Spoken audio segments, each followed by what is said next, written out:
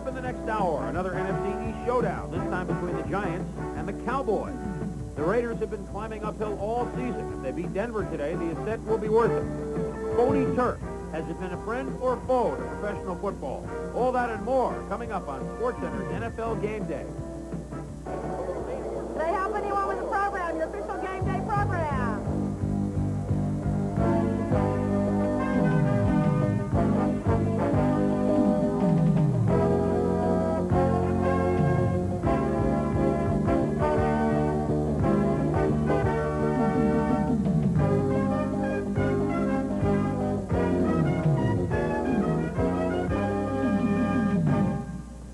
Good morning, everybody, and welcome to SportsCenter's NFL Game Day. No, the games aren't starting a half hour earlier today. We are. We have to make way for auto racing. So to get our hour in, we are 11 to 12. Kick back, relax, and enjoy it. I am Chris Berman along with Tom Mees. I guess football fans are enjoying a couple of head-to-head battles today, Thomas. One in the Meadowlands. That's right. The NFC East, one of the two toughest divisions in all the National Football League, Chris. In Giant Stadium today, the biggest game for the hometown heroes since the Giants met the Dallas Cowboys the first time this year on opening night, Monday night. The result that night was the same as it was the previous three games, a Dallas victory. But Dallas is wary, and the Giants are confident they will beat the Cowboys for the first time in 2 years today. Ron Thulin reports. The last time the New York Giants beat the Dallas Cowboys was November of 1984. But with a three-way tie for the lead in the NFC East, Sunday's game has become a must for both. The Cowboys looking for their second sweep of New York, while the Giants looking to even this year's series. For Dallas, the key will be stopping the potent running attack of the Giants. I'd say that their strength is definitely running.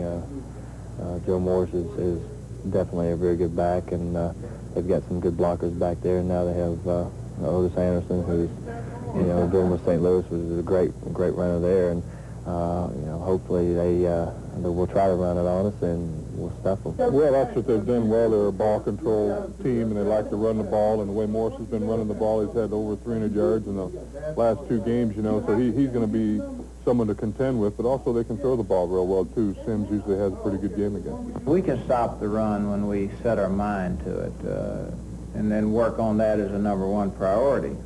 We haven't done that every week. We've had other priorities that have been more important to us to stop. But I think when we put our minds to it that we can play pretty good run defense. When the two met the first game of the year, Dallas scored 31 points. But since then, New York has become the number one defense in the NFC. Their defense is plenty tough.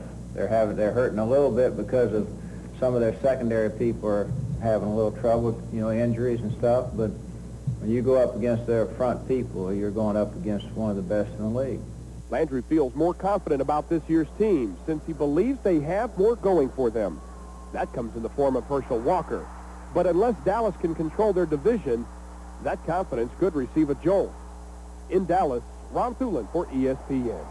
Thank you, Ron. Cowboys are 5-0 thus far in divisional play. Round 2 of the NFC East head-to-head competition among the leaders, Dallas, Washington, and the Giants, begins with this game. And as successful as the Giants have been lately, they can't seem to beat Dallas. Tom mentioned they lost 3 in a row to the boys. They're quite familiar with the Cowboys, though, as Phil Simms told me Monday night after the Giants beat Washington.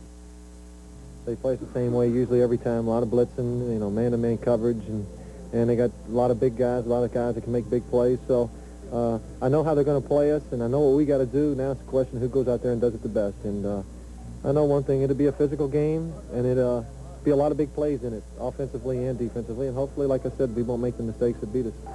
So that's Simms sizing up the Dallas defense. What about the Giants defense, ranked number 1 in the NFL until last week, when Jay Schrader and the Redskins threw for 420 yards? If nothing else, the Giants defense certainly got a wake-up call at practice this week. We go into every game expecting to shut offenses down. We really do. And but we know that a team that has Art Monk and Clark and Rogers and Didier and all those guys going to, make some yards. So we didn't expect to totally, shut them down, but we didn't expect to give up 20 yards either. I tell you, sometimes you do need a wake-up call, Tom, and not to say the Giants still ranked 2nd overall in the NFL in football, but they don't expect to give up 420 yards to anybody in passing. So now they have to prepare for a Dallas passing attack, who the most valuable player, I think, of the Cowboys this year, Paul Hackett, the offensive coordinator, signed over from the Niners. They have put a lot of things in that passing game, especially give Herschel Walker a chance to catch the ball where he only has one guy to beat. A lot of new wrinkles. Herschel Walker was actually lining up and has lined up several times this year as a wide receiver, not only a slot back, Chris, a wide receiver. Why do that with a running back? Well, Herschel still has that world-class speed. Another thing to mention, Danny White he's listed as the starter today for Dallas. Well, in case anybody forgotten, this is the way the NFC East looks, and what more do you want? I mean, the big boys are all 6-2, Dallas, Giants, and Washington. Now, Washington has home games left against both the Dallas and the Giants, so even though they're the ones that fell from sole position in first place, maybe a little bit of an advantage to them since they have home games left, but this game should be outstanding. I'm sure the Swami will have something to say about it. Oh, he will? Oh, we'll all be it? looking forward to that. Also outstanding today, the Redskins at home against a tough opponent. Yeah, against the Minnesota Vikings, Tom. Suddenly, the Redskins, who got off to such a fine start, have lost 2 of their last 3. Now, they were on the road to Dallas and to the Giants. So they have fallen into that tie with those 2, and they are looking to bounce back against another surprise team this year, the Minnesota Vikings. The Vikings outgained Cleveland by about 2-1 last week. The turnover spelled defeat as Jerry Burns' crew could not follow up on their back-to-back wins over the Niners and the Bears. Washington showed a ton of spunk and heart on Monday night, coming back from that 20-3 deficit to the Giants, only to lose in the final minute in a hay. Anyone who didn't believe in the ability of Jay Schrader now knows a lot better. He ranks 4th in the NFC in passing. Remember, he still essentially is in his first full year, certainly as a starter.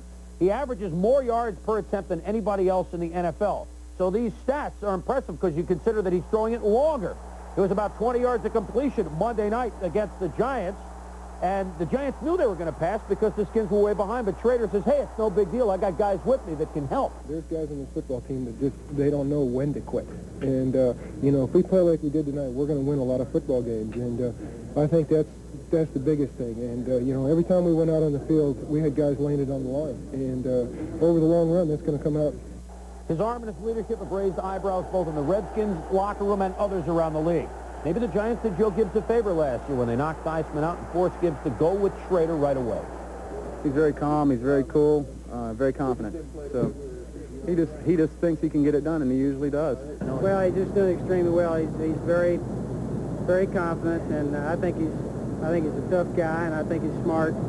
He's doing all we can ask for of him, I think, right now.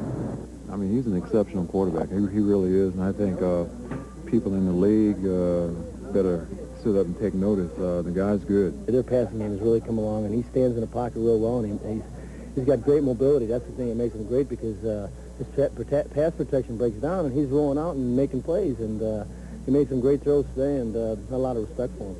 One postscript on that Monday night game with the Redskins. You know, 11 of those passes from Schrader went to Gary Clark, the ex-USFL guy, now obviously a very talented NFL receiver. He caught 11 passes, 40 yards. But on a 4th down play, he fell down trying to catch the final pass from Schrader as they tried to go in and tie it. He legitimately was upset with himself in the locker room. He said things like, I guess I'm just not a clutch player. I really stink in the clutch. I mean, he was serious about it. This is a guy that caught 11 balls.